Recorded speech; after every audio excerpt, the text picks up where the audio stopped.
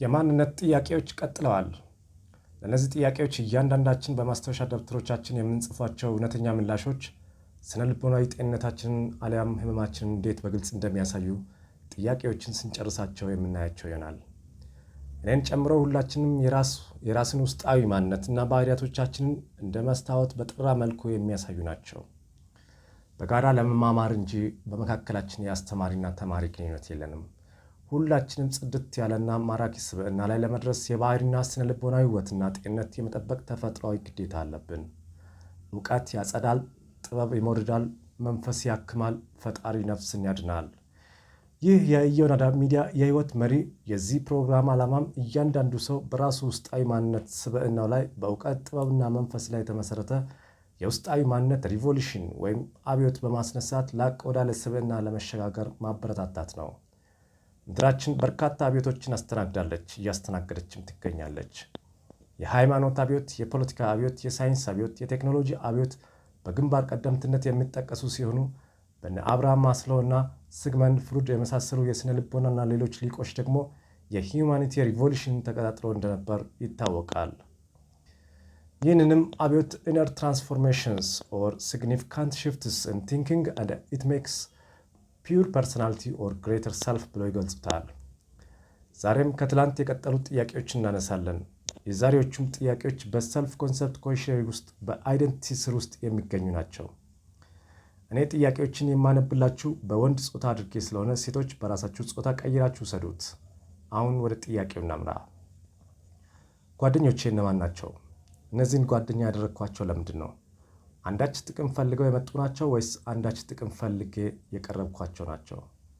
የኔን እድገትና ሰላም የሚናፍቁና የሚያስጠብቁ ናቸው ወይስ የኔን ውድቀት የሚመኙና የሚያፈጥኑ ናቸው? በዚህ ሁለት ነገር ውስጥ እነማን በየትኛው ይመደባሉ? እኔስ ለነሱ በየትኛው የሚመደብ ጓደኛቸው ነኝ? የጓደኞቼ ደስታና ስኬት ያስደስተኛል ወይስ ያናደኛል? ጓደኞቼ ከኔ በአንዳች ነገር ሲበልጡ በውስጥ የሚሰማኝ ምንድን ነው?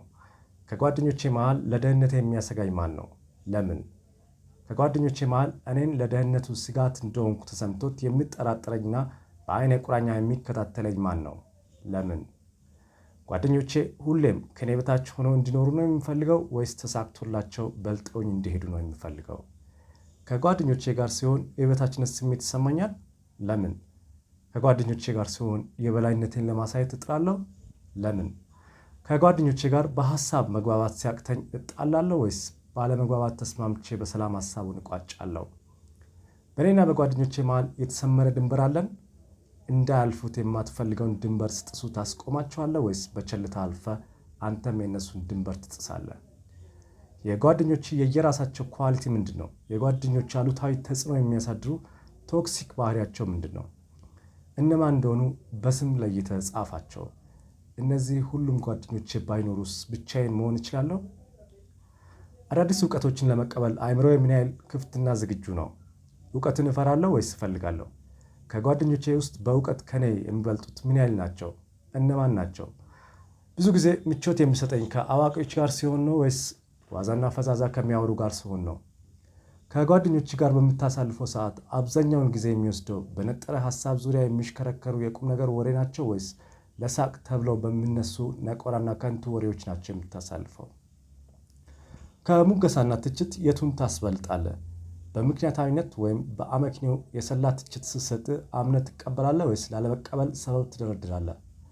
በአመክንዮ መሸነፍ የበታችነት ስሜት እንዲሰማ ነው የሚያደርገው ወይስ በመሸነፍ ውስጥ እውነታን የመቀበል አሸናፊነት እንደሆነ ነው የሚሰማ? አዋቂ እንደሆንክ ነው የሚሰማ ወይስ ተጨማሪ እውቀቶች እንደሚያስፈልጉ ነው የሚሰማ? እውቀትን ለማግኘት የምታደርገው ጥረት ምንድን ነው? ለእውቀት ጊዜ ሰጥተህ ታውቃለህ? ከሃይማኖታዊ አስተምሮት ወጣ ያሉ እውቀቶችንና አስተሳሰቦችን ትጸየፋቸዋለህ ወይስ አዳምጠህ መውሰድ ያለብህን ወስደህ ሌላውን ትተዋለህ? ምንድን ነው የሚያስደስትህ? ደስታን ለማግኘት ብለህ የምታደርጋቸው ልማዶች ምንድን ናቸው?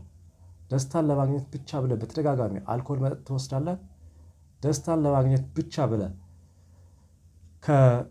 ከተለያዩ ሴቶች ጋር ወሲብ ትፈጽማለህ?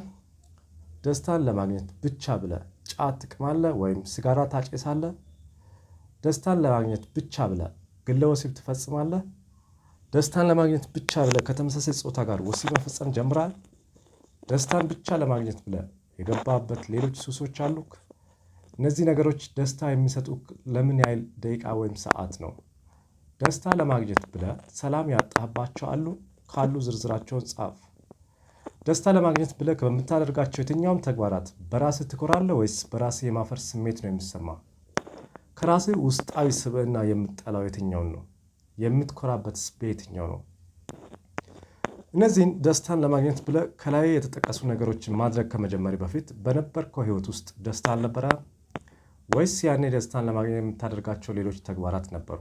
ካሉ ምንድን ናቸው? ከአሁኑና ከቀድሞ ህይወት የደስታን መጠን ስታመዛዝነው የቱ የተሻለና በልጦ ተገኘብህ? ለደስታ ከነዚህ ውጭ ሌላ ምንም ነገር እንደሌለ ይሰማል ወይስ ሌሎች የተሻሉ አማራጮች እንዳሉ ነው የሚሰማ? ካሉ ምንድን ናቸው? ከላይ የተጠቀሱ ነገሮችን ማድረግ የጀመርከው ደስታን ለማግኘት ብለህ ሳይሆን ከአንዳች ጭንቀት ለመውጣት ብለህ ነው? ያኔ ምን ነበር ያስጨነቀ? አሁንስ ያ ጭንቀት አለ ወይስ ለቀቀ? ለራስህ ብቻህን በጸጥታ የምታሳልፈው ጊዜ አለ ወይስ ብቻህን ለተወሰነ ጊዜ ማሳለፉን ትፈራለህ?